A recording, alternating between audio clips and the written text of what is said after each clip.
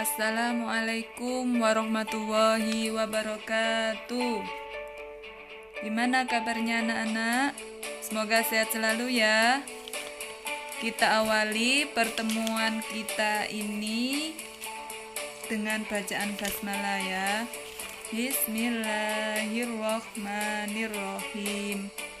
Pada pertemuan kali ini kita akan melanjutkan bab sebelumnya, yaitu tentang elektromagnetik pada subbab elektromagnetik dan gaya Lorentz. Elektromagnetik adalah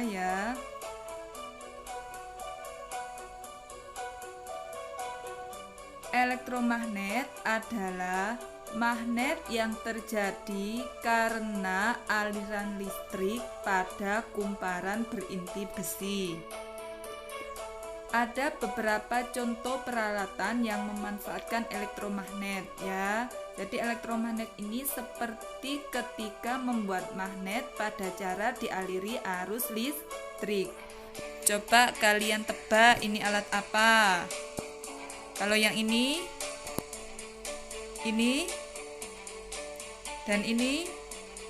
Nah, kita cek jawaban kalian ya, apakah benar contoh alat-alat yang menerapkan prinsip elektromagnet. Yang pertama ada bel listrik.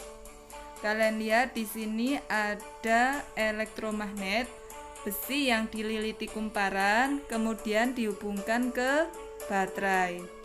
Ya. Kalau baterai ini nyala ya, arus listrik ini nyala, maka terjadi elektromagnet sehingga pemukulnya ini tertarik oleh elektromagnetik, maka akan memukul bel sehingga bel bisa berbunyi. Kemudian yang kedua galvanometer, sama prinsipnya ya. Di sini ada kumparan ya, inti besi yang dililiti kumparan, kemudian ini dihubungkan dengan saklar atau dihubungkan dengan arus listrik. Nanti akan menjadi magnet sehingga nanti jarumnya tertarik. Kalau arusnya semakin besar, maka kekuatan elektromagnetiknya juga akan semakin besar. Maka akan menunjukkan angka yang semakin besar pula. Yang ketiga, telepon ya. Di sini di telepon ada namanya sumber suara atau mikrofon yang menerima suara, ini telepon ya. Pada mikrofon ya, suara ini diubah menjadi sinyal-sinyal listrik ya, sehingga mengalir ke dalam kabel.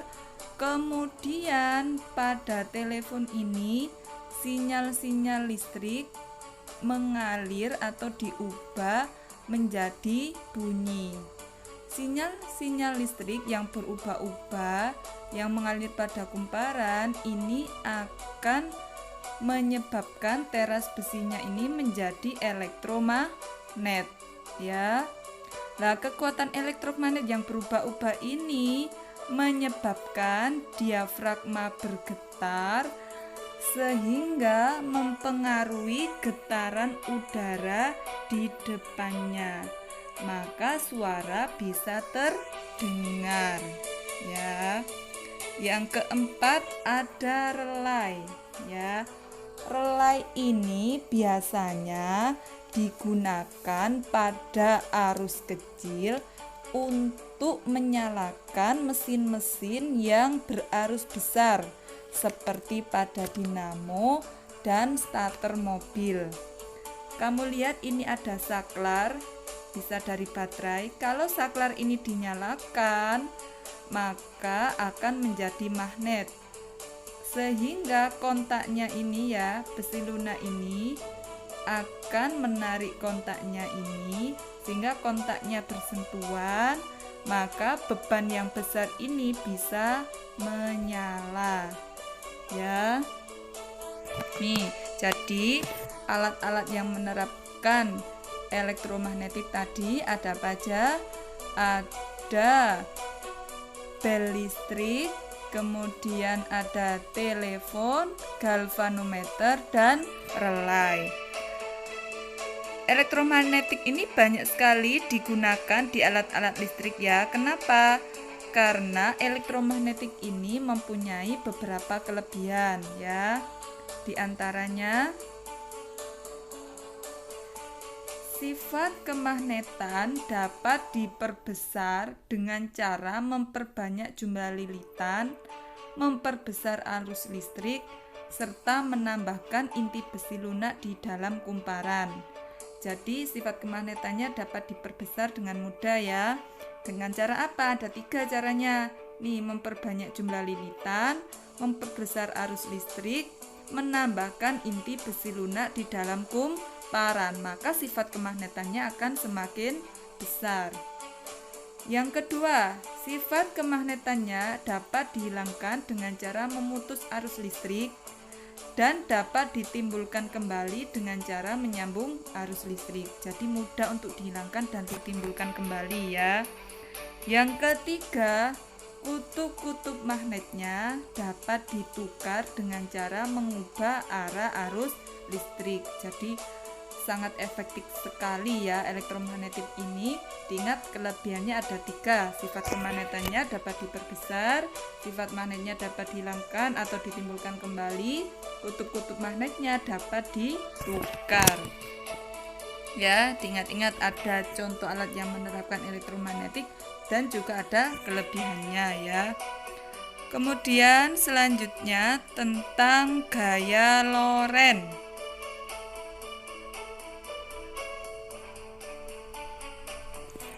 Apa sih gaya Lorentz itu?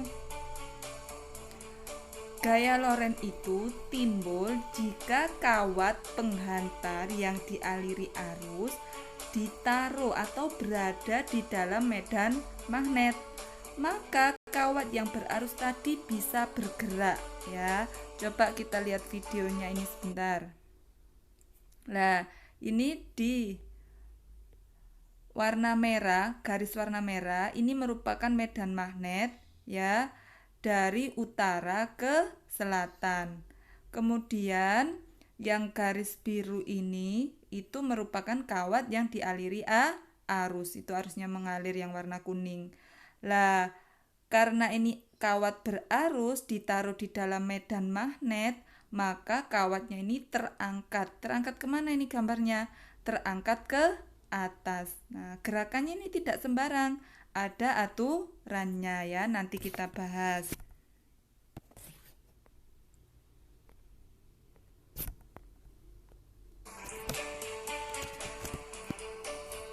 Besar gaya Lorentz ini ya, dari video tadi itu dapat kita simpulkan ada 3 hal, yaitu besarnya medan magnet. Tadi medan magnetnya itu dari utara ke selatan. Kemudian yang kedua, besar kuat arus listrik. Semakin besar maka nanti gerakannya akan semakin cepat ya. Kemudian panjang kawat penghantar. Panjangnya ini juga mempengaruhi besarnya gaya Lorentz. Sehingga bisa dirumuskan ya. Besarnya gaya Lorentz F sama dengan B kali I kali L. Kalau dibuat segitiga bagaimana? Bisa ya. Kalau dibuat segitiga berarti F-nya di atas, B, kemudian I, kemudian L. Jadi kalau mencari F itu B kali I kali L. Kalau mencari B berarti F per I kali L. Kalau mencari I berarti F per B kali L. Dan seterusnya ya, diingat-ingat caranya. Kemudian kita pelajari ya tadi cara menentukan arah gaya Lorentz. Arah gaya Lorentz ini ditentukan dengan kaidah tangan kanan. Kalian buka tangan kanan kalian ya. Keempat jari ini menunjukkan arah medan magnet. Ibu jari ini menunjukkan arah arus. Arah dorong telapak tangan telapak tangan kalian yang putih itu merupakan gaya Loren ya. Coba kita pelajari video berikut cara menentukan gaya Loren. Ya, ini ada medan magnet. Ini kawatnya, medan magnetnya ini arahnya diingat dari utara ke selatan. Itu arah medan magnet. Kalian buka telapak tangan kalian dari utara ke selatan. Kemudian arusnya ke bawah. Nah, seperti pada gambar itu ya. Dari utara ke selatan, arusnya ke bawah, berarti gaya Lorennya arahnya masuk ke bidang gambar ya. Kemudian coba kalau dibalik sekarang, arusnya ke atas. Nah, kalian lihat ya, ini medan magnetnya dari utara ke selatan ya. Maka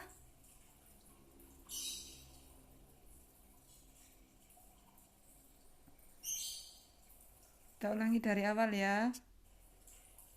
Nah, ini ada medan magnetnya sama kayak tadi dari utara ke selatan, kemudian arusnya ke atas ya, sehingga arah gaya Lorennya kemana? Keluar ya, keluar dari bidang gambar ya. Gaya Lorennya keluar dari bidang gambar, bisa ya. Nah, sekarang coba kita latihan soal.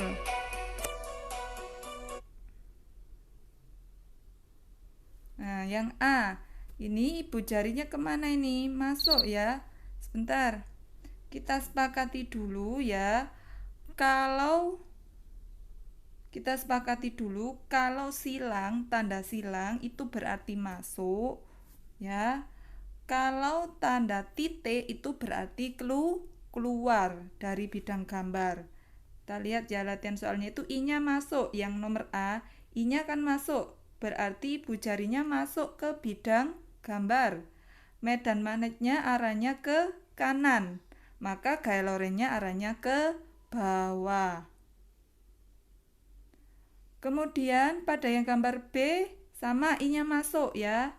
I-nya masuk, ibu jarinya itu berarti masuk. Kemudian gaya Lorennya ke kiri, medan magnetnya ke kiri, maka gaya Lorennya ke atas. Kemudian yang C kita lihat, itu B-nya titik. Berarti B-nya keluar dari bidang gambar. Ya, keluar dari bidang gambar. I-nya ke kiri, maka gaya Lorennya ke atas. Sedangkan yang D ya, itu X, B-nya masuk, arusnya ke bawah. Ya. B-nya masuk, arusnya ke bawah. Maaf, bukan arusnya yang ke bawah ya. Yang ke bawah itu F-nya. B-nya masuk, F-nya ke bawah, maka arusnya ke kiri ya. Coba kita lihat lagi latihan soal yang lain. Karena penggambaran arah-arah gaya Loren ini kadang berbeda-beda ya. Itu tadi dengan metode X itu masuk, titik itu keluar.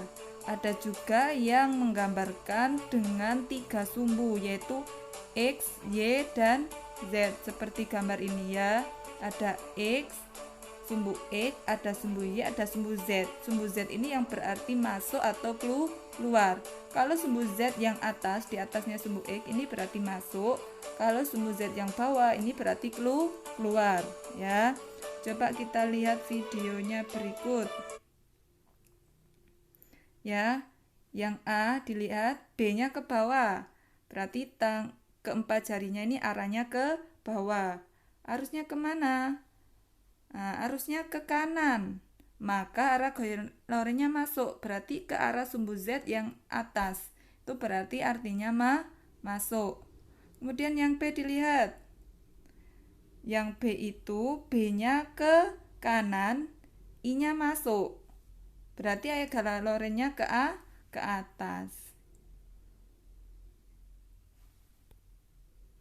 Ya, mudah ya.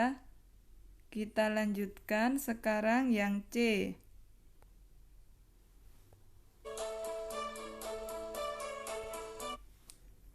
Yang C, kamu lihat F-nya ke kanan, ya, maaf, B-nya ke kanan, F-nya ke bawah. Maka arah arusnya masuk. Kalau masuk berarti ke semu Z, ya. Ingat, kalau misalnya sudah ada X, sudah ada Y, maka otomatis Z. Kalau yang A sudah ada X sama Y, mesti yang Z. Jadi ketiganya itu harus terisi. Nggak mungkin X-nya ada dua. Misalnya satunya ke kanan, ke kiri. Ya, diingat-ingat. Kemudian yang D. Yang D ini kurang kelihatan ya.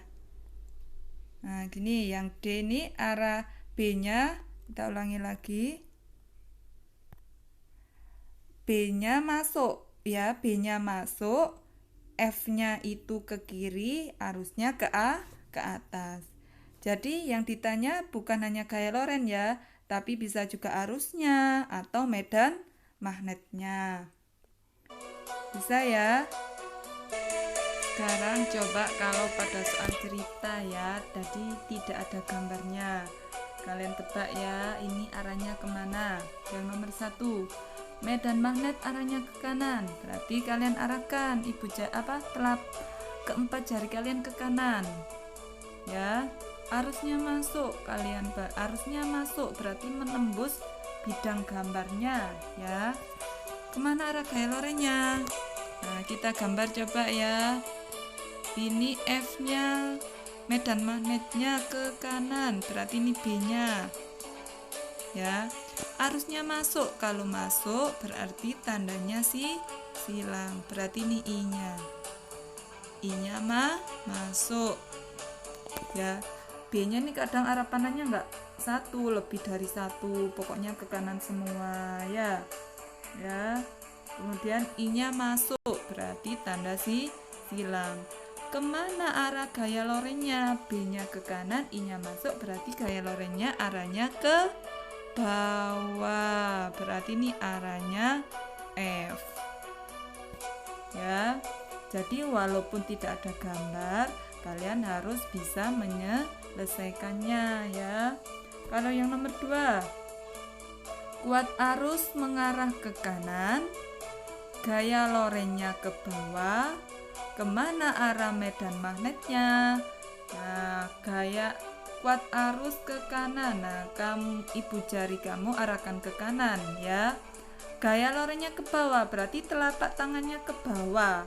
Kemana medan magnetnya? Ayo ya, kita gambar coba. Kuat arus ke kanan, berarti seperti ini ya. Bisa lebih dari satu. Ini I-nya. Kemudian gaya lorennya ke bawah. Nah, berarti ini F-nya ke bawah. Kemana medan magnetnya? Berarti medan magnetnya masuk. Nah, ini B-nya. Ya, mudah ya. Bisa ya. Nah, untuk selanjutnya, untuk tugasnya. Nah, sebelum tugas kita pelajari dulu alat-alat yang menerapkan prinsip gaya loren. Biasanya yang menerapkan prinsip gaya loren ini alat-alat yang mengubah energi listrik menjadi gerak, karena di dalamnya ada motor listrik ya. Contohnya bor listrik, kipas angin, blender, mixer, dan lain-lain ya. Untuk tugasnya kalian kerjakan buku paketnya ya, uji kompetensi lanjutannya kemarin 3.4 halaman 102 dan uji kompetensi 3.5 halaman 04. Kerjakan di buku catatan, foto hasilnya dan kirim WA ya. Kita akhiri pertemuan kali ini ya. Kalau ada pertanyaan bisa wapri ya. Assalamualaikum warahmatullahi wabarakatuh.